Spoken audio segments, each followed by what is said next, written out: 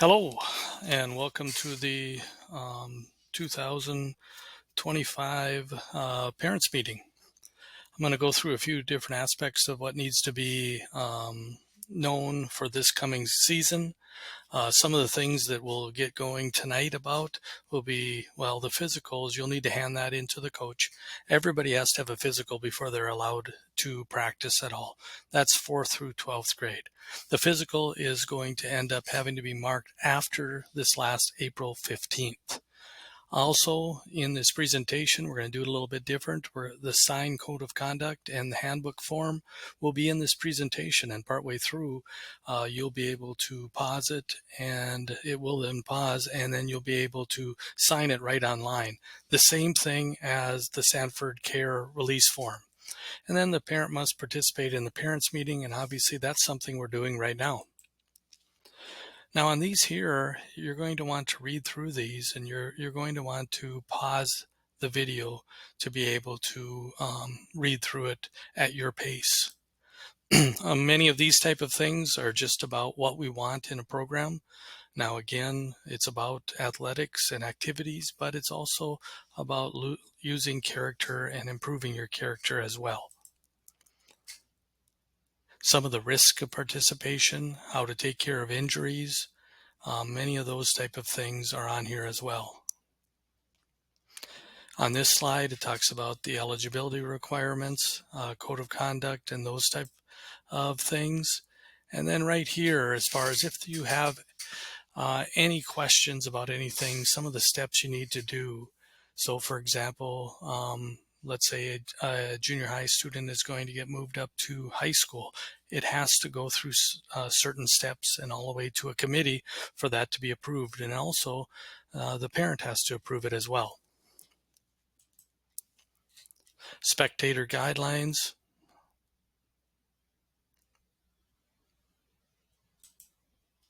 And then finally, the co-curricular code of conduct. It's on this page and then also here.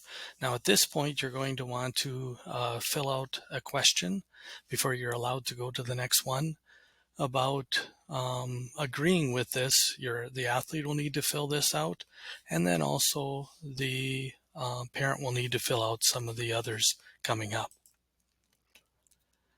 This is for the parent.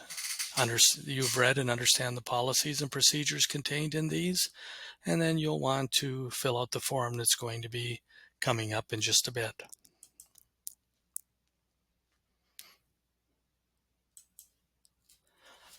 Okay, the Sanford athletic trainer will be in Washburn 3 times per week, at least. A lot of times she's here more. Lacey Feist is again our trainer, and the phone number is there if you need to get in contact with her. One thing about this is we're going to need everybody to sign this release form. And on this release form, it just says that she's allowed to be able to work on your child and give treatment to your child. And obviously, if it's something like concussion, you'll be informed. Many different things you will obviously stay informed on.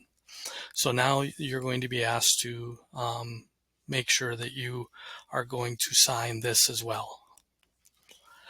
The 24-hour rule. There will be no contact with any coach at any level within 24 hours after the game. This period allows time for the coach and the parents to reflect, because right away, obviously, you might have emotions might be high and you need to step back just for a little bit. Some of the exceptions to this would be if you need to talk about travel, need to talk about health or injury concerns, need to just be positive and talk about good game. If you do need to talk to the coach about something, you can call and set up an appointment with the coach. Try to stay away from obviously different issues such as playing time. Obviously, we don't want to talk about other people's children, and coaching philosophy is kind of a tough subject as well. There are times when situations have been brought to my attention that are very valid. I think we all know the difference between that and someone that's just upset.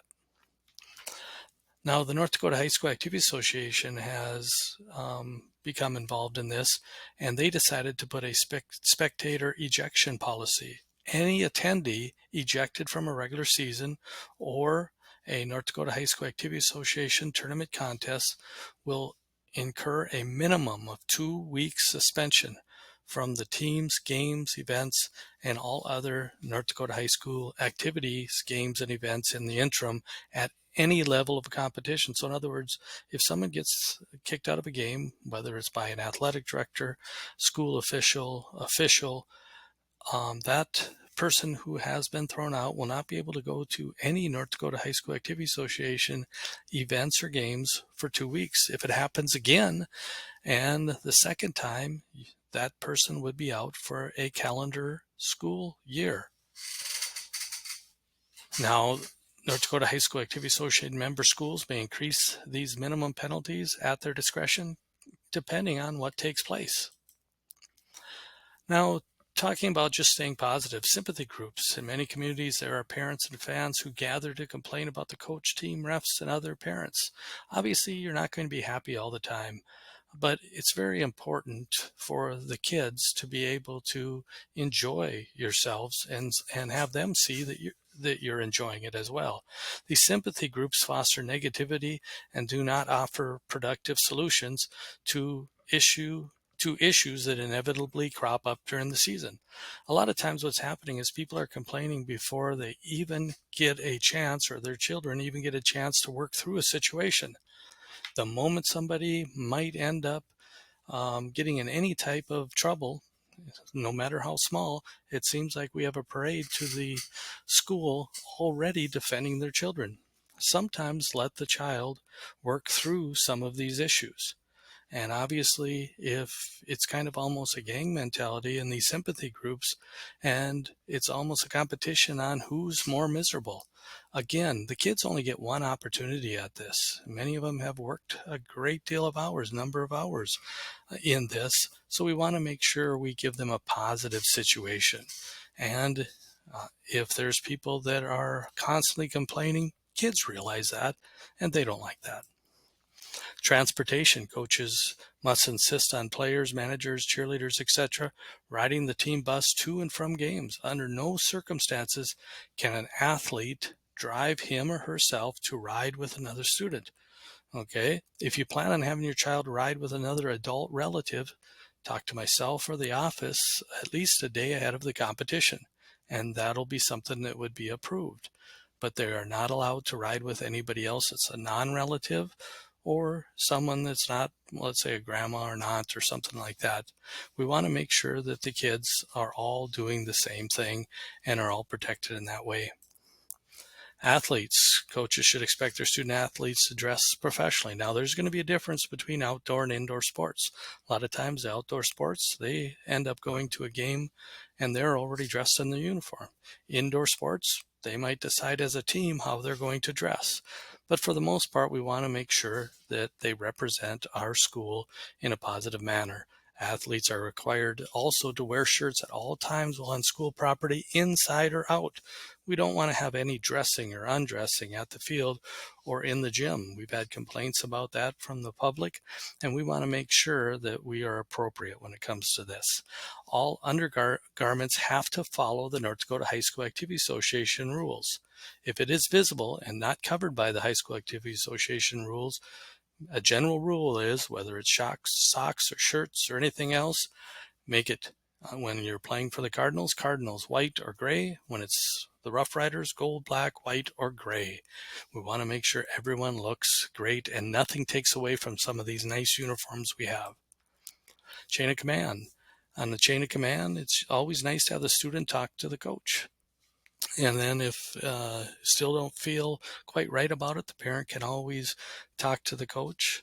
If that doesn't work out to your satisfaction, come to the athletic director. And then under some situations, if that doesn't work out, you can always talk to the principal or superintendent. Communication. Coaches will communicate with the athletes on some of the apps called Remind or GroupMe. If you would like to be added to these apps, please let the coach know. Parents can communicate with the coach or myself by text, messenger, phone call, or in person. Now, what we like to call it is education-based athletics. It can't be just about playing the game. We want to make sure our teams and our individuals are developed all around. We want to make sure they know about integrity, values, sportsmanship, loyalty to a team, loyalty to the self, doing everything they can to become the best athlete that they can. Motivation, relationships, self-worth, community pride, all of those things should be taught in athletics. And athletic-based education needs to be not just an extension of the classroom, but it should be a classroom in itself. Some of the objectives, well, to expand horizons, try different things, fitness, learn how to handle adversity. But if we're always sticking up for our children before we even know all the facts, that kind of takes away from handling adversity. Value in participation, connection to the school, developing a multi-sport athletes, build better citizens, success measured outside of the wins. And some of the benefits are some things that are going to help you long term.